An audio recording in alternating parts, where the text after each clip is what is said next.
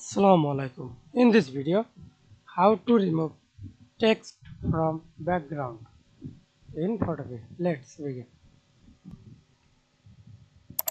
Select the magic wand tool, multiple selection, and select text.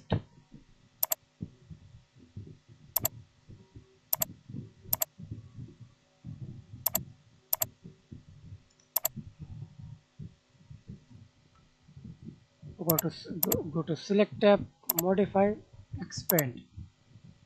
Expand 2 pixels. Sorry, 2.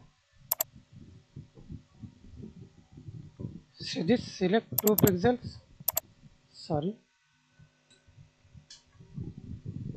and selection tab, right click, fill, content, or okay. Wait 5 seconds.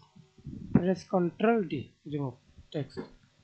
Thanks for watching video. Please subscribe to my channel, like, comment, share.